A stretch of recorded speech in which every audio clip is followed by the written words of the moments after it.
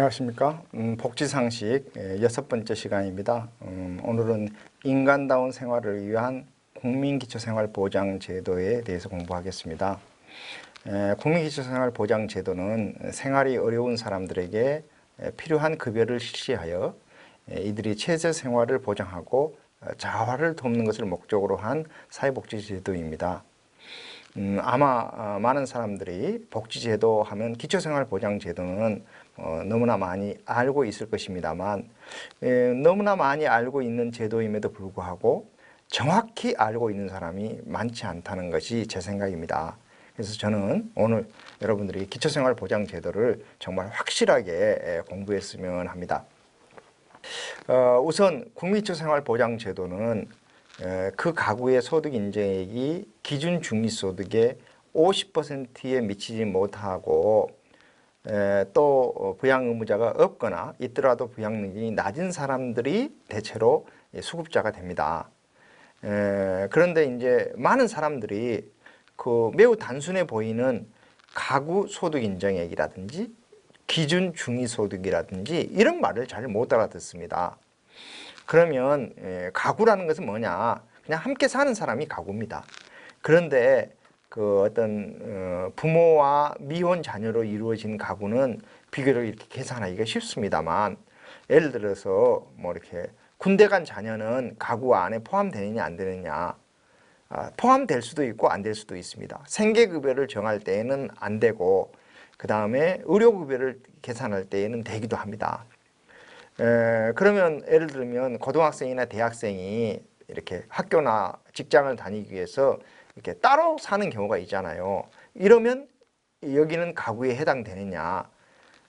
이럴 경우에는 미혼일 경우에 학업을 위해서 밖에 나가서 살면 미혼일 경우는 무조건 가구로 봅니다. 그런데 미혼이라 하더라도 직업 때문에 따로 사는 경우에는 또 별도 가구로 볼 수도 있어요. 또한 함께 살지만 장애인이어 가지고 예를 들면 무슨 뭐 취업도 못 한다든지 아니면 취업은 좀 하더라도 제대로 뭐 급여를 못 받는 그래서 부모가 품고 살고 있는 자녀가 있다. 그러면 이 자녀는 함께 살아도 그 30세 이상인 장애인 자녀만을 별도 가구로 인식을 해서 그 사람만 수급자로 선정해 주기도 합니다. 그래서 이제 어떤 사람을 가구원으로 보고 어떤 사람을 가구원으로 보지 않는지 하는 것들을 우리가 좀 알아야 되고요. 그 다음에 이제 진짜 많은 사람들이 모르고 있는 것이 소득 인정액이라는 것이 어떻게 산정되는지를 잘 모릅니다. 그런데 소득 인정액은 소득 평가액에다가 재산의 소득 환산액을 더한 겁니다.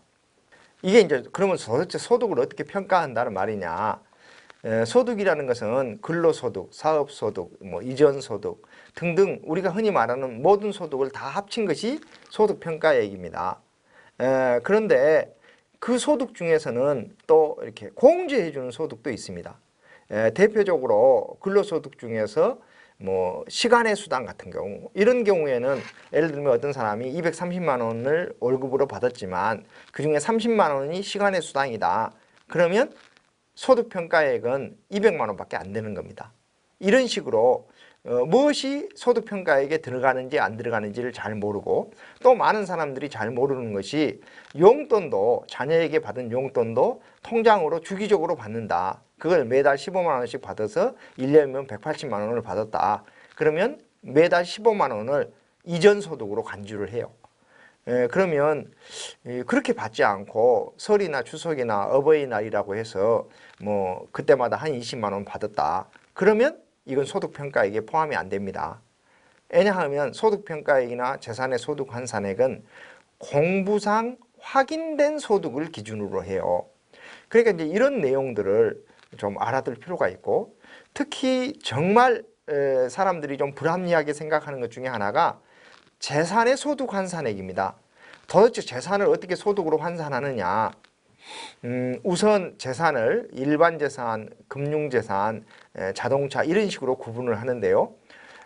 일반 재산은 대개 뭐 집이라든지 뭐 전세 보증금이라든지 뭐 땅이라든지 이런 게 일반 재산이고 금융 재산은 통장이나 보험금 같은 것이 다 해당이 됩니다. 그리고 자동차는 우리가 흔히 말하는 승용차를 말하는 거죠.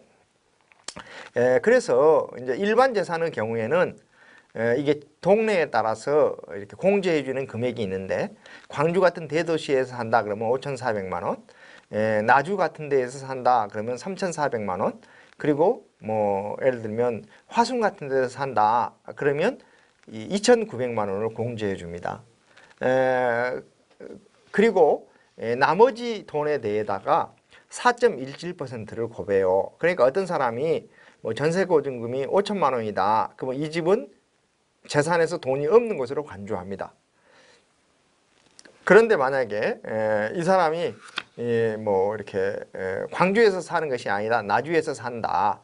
그러면 대충 3,400만 원을 공제한 나머지 돈에다가 4.17%를 고마니까, 예를 들어서 대충 뭐 한 4,500만 원 정도의 전세집에서 산다. 그러면 3,400만 원을 공제하고 대충 1,000만 원이 남았다. 그러면 1,000만 원에다가 4.17을 곱하면 41만 7천 원이 매달 수입이 있는 것으로 간주를 해요.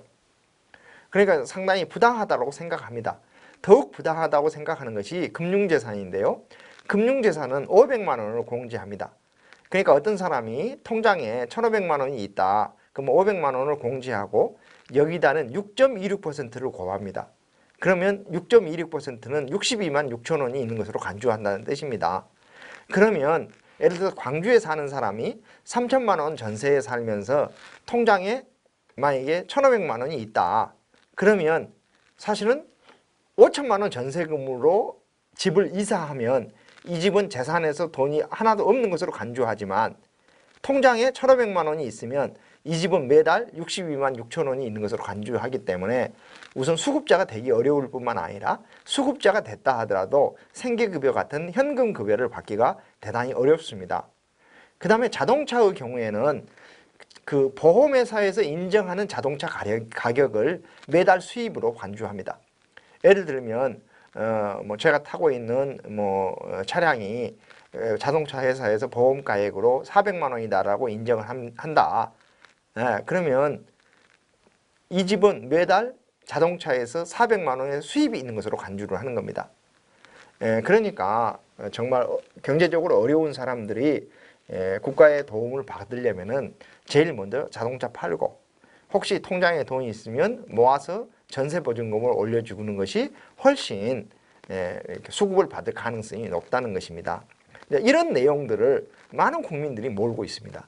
그래서 저는 국민들에게 자기가 좀 어렵다 그러면 일단 인터넷에 보면 복지로라는 곳이 있습니다. 복지로, 금남로, 뭐 충장로, 뭐 종로 이렇게 하시듯이 복지로라는 곳이 있는데, 이 복지로라는 곳에 들어가서 자기의 어떤 소득과 재산을 대략 집어넣으면 복지 서비스 모의 계산이라고 해서 어떤 서비스를 받을 수 있는지, 받는다면 얼마 정도 받을 수 있는지를 계산할 수 있게 돼 있어요. 그러니까 여기서 한번 계산해보고 그 다음에 필요하면 119로 전화하거나 읍면동 주민센터에 이렇게 연락하는 것이 좋지 않을까 싶습니다.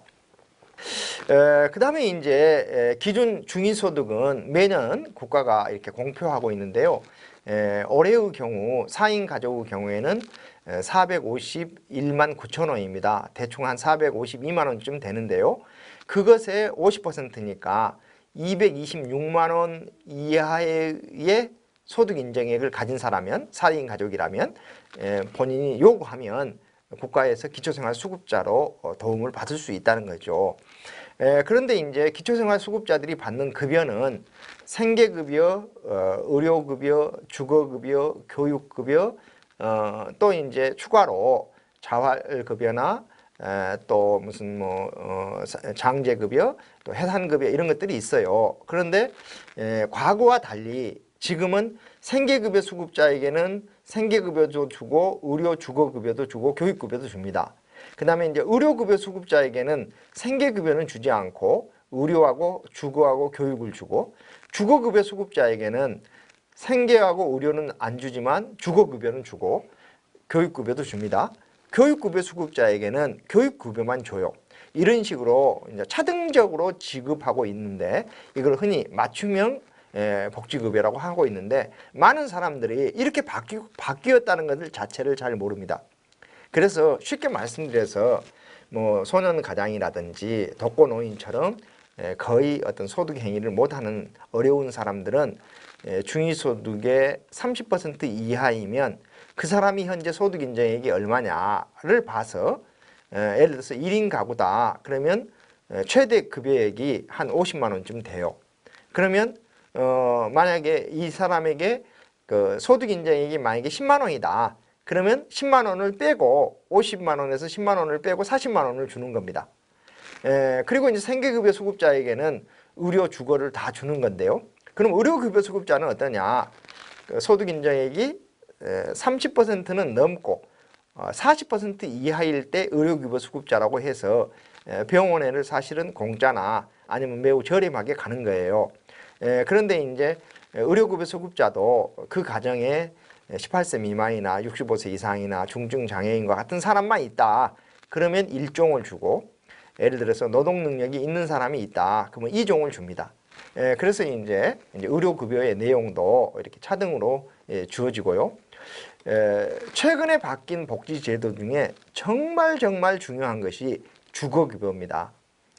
주거급여는 소득 인정액이 중위소득의 43% 이하인 사람에게 주는데 과거에 우리나라의 그 기초생활보장 수급자의 경우에는 대체로 약 한 40%에서 끊어졌어요. 그러니까 지금은 43% 이하에게 주니까 과거에는 경계선상에 있는 사람들도 지금 달라고 하면 받을 수가 있을 뿐만 아니라 그 다음에 이 중위소득 43% 이하일 때 주거급여 수급자는 이제 실제 임대료를 지원을 받아요. 그러니까 예를 들면 뭐 공공임대 아파트에서 사는데 임대료가 만약에 10만 원이다. 그러면 10만 원을 지원을 받고 뭐 서울 같은 곳에서 뭐 그냥 개인이 혼자 살고 있는데 뭐 이렇게 세를 살고 있다. 그러면 한 20만 원 정도까지는 지원을 받아요. 이처럼 임대료가 좀 높은 서울이나 경기 지역, 그 다음에 광역시 이런 지역은 임대료를 좀 많이 지원해주고 식구 수가 1명, 2명, 3명, 4명 이렇게 늘어날수록 또 임대료 지원을 많이 해줍니다. 그래서 실질적으로 주거급여가 액수가 굉장히 많아졌고 또 중요한 것이 2018년 10월부터 주거급여의 부양 의무자 기준이 폐지될 예정입니다.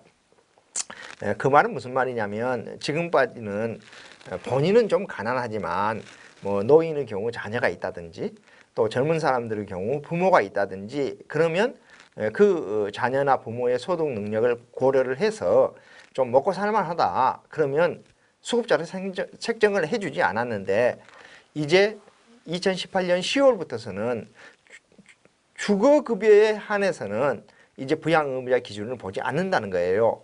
그러면 이제 자녀가 있지만 실질적으로 자녀의 경제적인 지원을 많이 받지 못했던 많은 독거노인들이 이제 주거급여를 받으면 방세 정도는 지원을 받을 수 있게 된다는 것입니다. 그 다음에 이제 제가 정말 강조하고 싶은 것이 교육급여는 중위소득의 50% 이하인 사람이 받을 수 있고 부양의무자 기준이 폐지되었다는 것을 모르고 있습니다. 많은 사람들이 수급자가 되고 싶어도 못 되는 이유 중에 하나가 노인들은 자녀가 있어서 또 젊은 사람들은 부모가 있어서 안 된다고 얘기하는데 지금도 2015년 7월부터 지금도 교육급여는 부양의무자 기준을 보지 않고 해당 가구의 소득과 재산만 봐요. 그러니까 우리 주변에 많은 한부모 가족들이 혼자 벌어가지고 먹고 산다. 자녀가 2~3명 된다. 그러면 거의 대부분 신청만 하면 교육급여를 받을 수 있는 경우가 많습니다. 그런데 많은 경우 신청을 안 합니다. 그런데 우리의 복지제도는 신청한 사람에게만 주도록 되어 있어요. 그러니까 신청하지 않으면 안 줍니다. 또한 고등학생의 경우에는 고교 학비 지원이라고 해서 60%까지 지원을 해줍니다. 그러니까 이제 뭐 그럼 뭘 지원해 주느냐? 입학금, 수업료, 학교 급식, 방과 후 활동비가 무상입니다. 그러니까 60% 이하이면 고등학교도 공짜예요. 놀랍게도 국가장학금은 200% 이하인 사람에게까지 주고 있습니다. 그러면 2018년 기준으로 월 소득 인정액이 한 900만 원, 연 소득 인정액이 1억이 넘는 사람도, 1억이 넘는 가구에 사는 대학생도 국가의 장학금을 달라고 하면 주도록 되어 있는데 수많은 사람이 아예 신청 자체를 안 해서 못 받고 있는 경우가 많습니다. 그래서 저는 이제 우리 사회가 헌법상 보장된 교육받을 권리를 이제 경제적으로 어려운 사람은 교육급여, 그 다음에 60% 이하인 사람은 고교 학비 지원, 그리고 국가장학금 이런 것들을 활용하면 사실상 이제 돈이 없어서 학교 공부를 못한다라는 것은 아니지 않느냐 이런 생각을 갖고 보다 적극적으로 복지제도를 활용해 줬으면 합니다. 또한 중위소득의 43% 이하인 사람들, 즉 주거급여 수급자까지는 이제 이렇게 자녀를 출산하면 해산급여를 주고 사람이 사망하면 장제급여라는 것을 줘서 이렇게 출산과 장려에 대한 지원을 해주고 있습니다. 이렇게 이제 이렇게 소요되는 돈은 다 세금으로 조달되고 1년이면 약 한 10조 가량이 쓰이고 있습니다. 또한 이런 일들을 중앙정부에서는 복지부가 좀 중심이 되어서 하고 있고 또 많은 시군구나 읍면동이 복지 업무가 주 업무예요. 우리 국가 예산, 올해 국가 예산이 429조인데 그중에 145조, 34%가 복지 예산입니다. 그리고 우리 광주시의 예산의 37%가 복지 예산이고 광주의 주요 구청의 60% 이상의 예산이 복지 예산이에요. 그런데 많은 사람들이 아직도 복지는 기초생활 수급자에게만 필요한 것이 아니냐 이렇게 생각하는데 기초생활 수급자가 누가 되는지 어떻게 되는지 무엇을 주는지 이런 것을 일반 국민들이 잘 모르면 안 되고 저는 일반 국민들이 기초생활 수급자뿐만 아니라 많은 사람들이 사실은 읍면동 시군구에 신청하면 복지를 받을 수가 있다. 무려 그 가지수가 360가지다라는 것을 꼭 기억해 주셨으면 합니다. 저는 오늘 국민기초생활보장제도를 중심으로 설명했습니다만 여러분들이 기초생활보장제도에 대해서 좀 더 자세히 알려면 이 복지로라는 사이트에 들어가서 검색해 보시고 또 우리 주변에 어렵게 사는 사람이 있으면 119로 전화를 해서 좀 도움을 받을 수 있도록 연결시켜 주셨으면 감사하겠습니다. 다음 시간에 뵙겠습니다.